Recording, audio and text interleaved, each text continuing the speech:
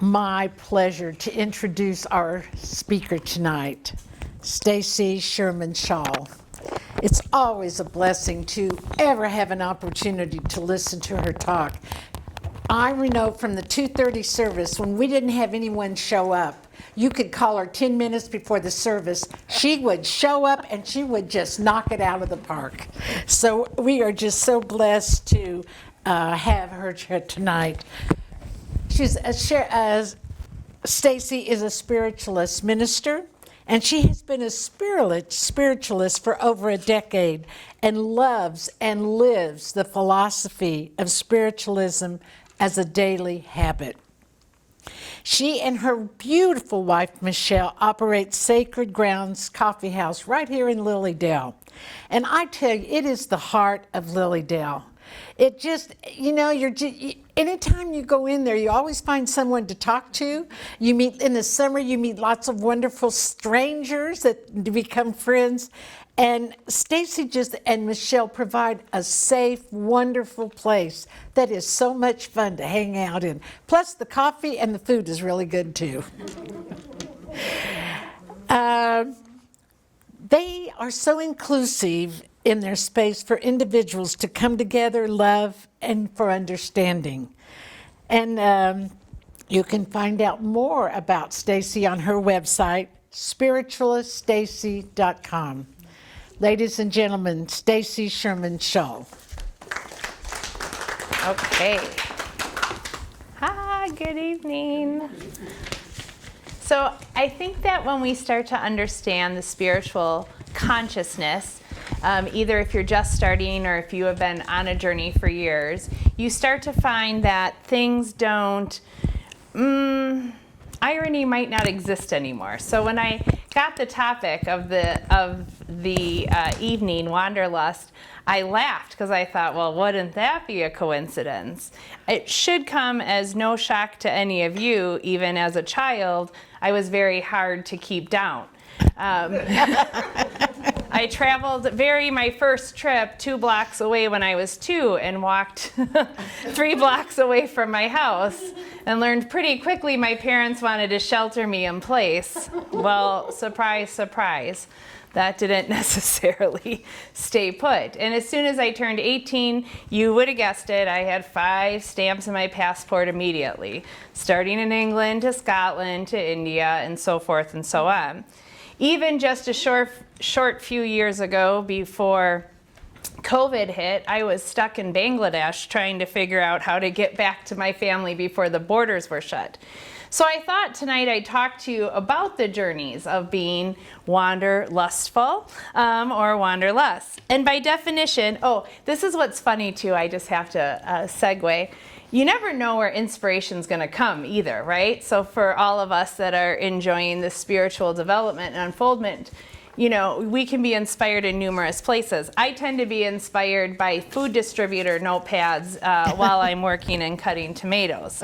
So by definition, if you look it up, wanderlust is an individual with a deep, innate, and intense desire to travel, explore, and experience new cultures.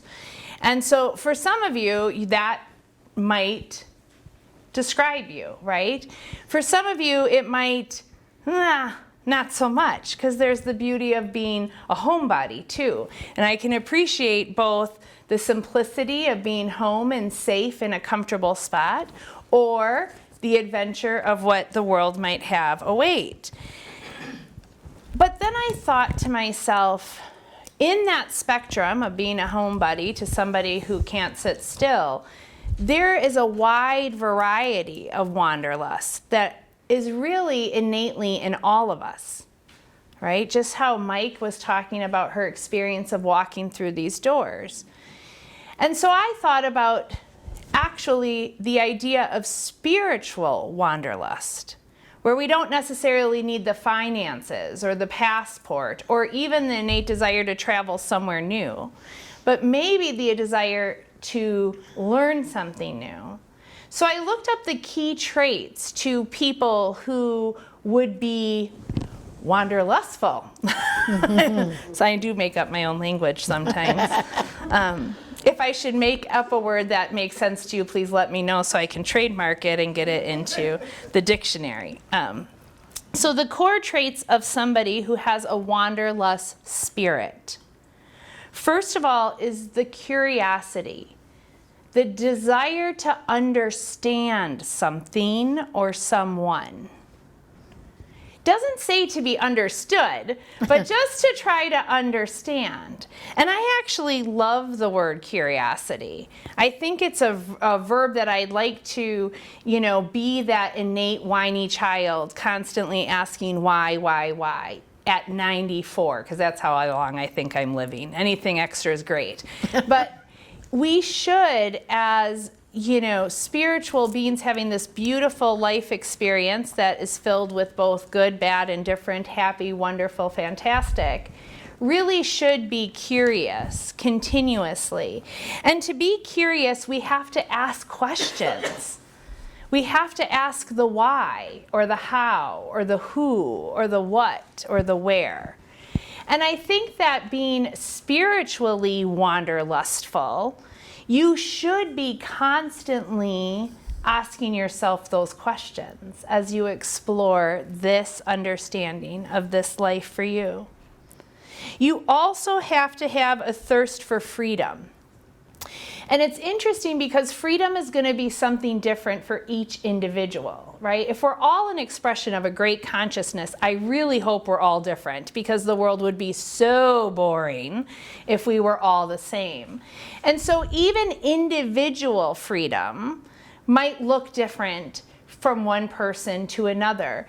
But I loved how they said the thirst for it, which means that you're constantly craving it.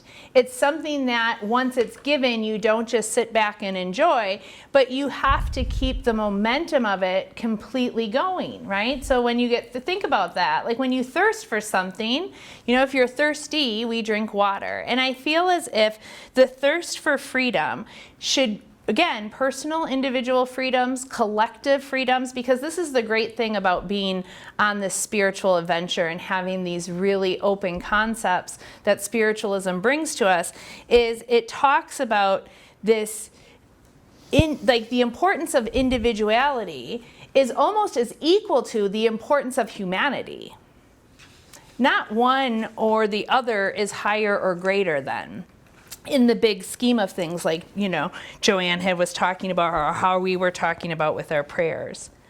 And which then leads to the other trait, right, that they talk about, because they gave us 4 traits, is the appreciation for diversity.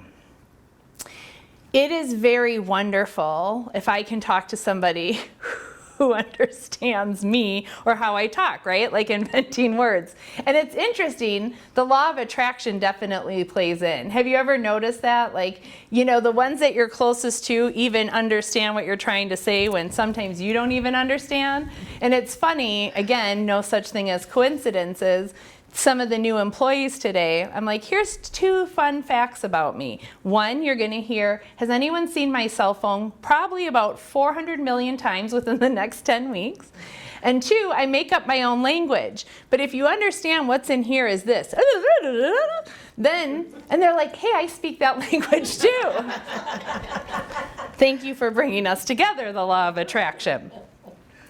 So, but when it comes to the diversity aspect, I actually loved the quote that I found when I was researching this. So I'm going to say it, and I'll probably say it twice, not because you need to hear it twice, but because I do. Embrace the natural beauty and variety the world has to offer, rather than the desire to escape it. And I thought that was really profound when I heard it, because I think sometimes we can be overwhelmed, because this life, this experience, this incarnation of ourselves here in this time is not meant to just be one of unicorns and rainbows and love. I don't know if we chose to come here if it wasn't for the diverse lessons we get when we're here. And I think that a lot of times we tend to run from or hide from things that might challenge us. right? And so this wonderful I never thought of appreciation as diversity. Again, to embrace the natural beauty and variety the world offers rather than the desire to escape it. Some of my travel, if I was real honest, probably was an escape. I was in a time in my life where I wasn't really sure where I wanted to go or who I wanted to be. I still don't know who I want to be when I grow up. Right now, I'm just a coffee house owner. Who knows? Next week, I could be leading the world. No, just kidding. But I'm not and doing a good job. But I think about that often in my own development. How often do we try to escape versus really enjoy the diversity of everything we see? And then I don't think it's going to come to a surprise, the very last trait of one who is wanderlustly beautiful, mindfulness. It's just be in the present moment.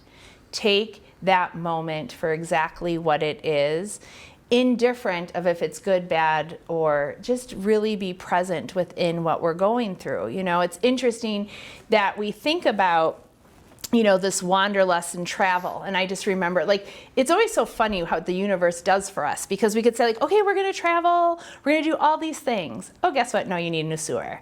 Oh, we're going to travel, we're going to do all these things. Oh, guess what? You're going to need some health care for a while. Oh, we're going to travel, we're going to see all these new things. Oh, guess what? You know, your car broke down, you know. But then I thought, but why couldn't I wander where I'm comfortable?